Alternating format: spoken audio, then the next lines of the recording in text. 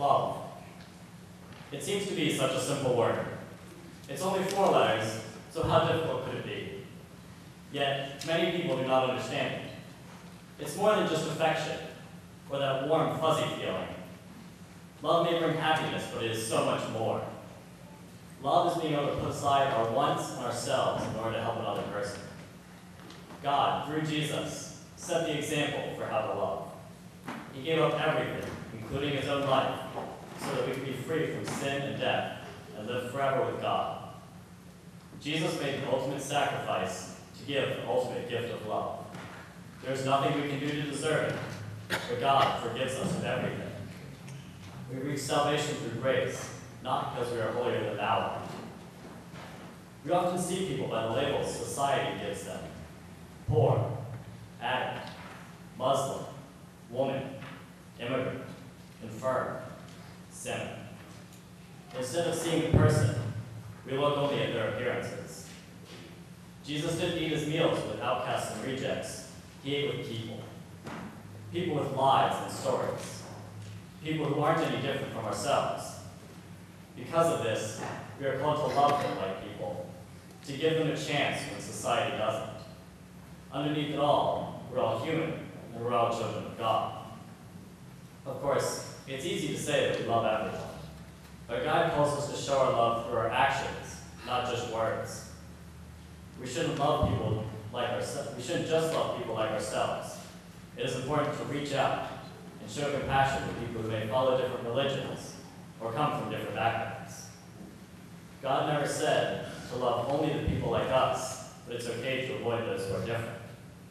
No, it's the people who are different who often need God's love the most.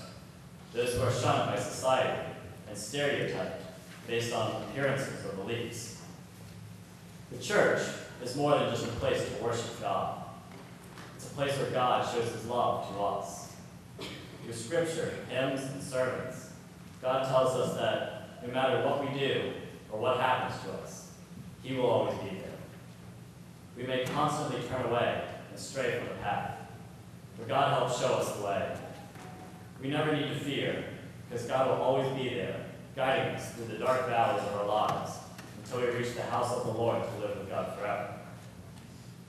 Every day, we pass by people who could use a hand without even giving it a second thought.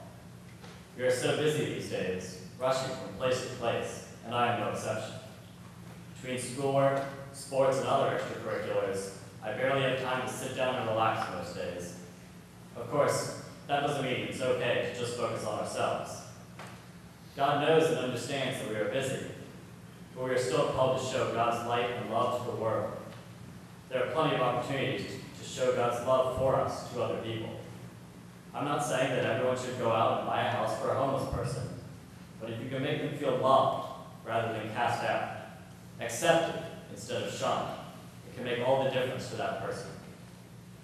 Even if it's something as simple as holding a door for someone, or smiling and saying hello to a stranger, these simple actions can completely change somebody's day.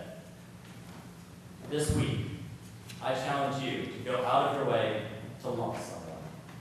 Start up a conversation with someone you don't usually talk to, at work or at school. Volunteer time to help the poor. Buy lunch for a friend. Go out into the world and show God's love through your actions so that they may know we are Christians by our love.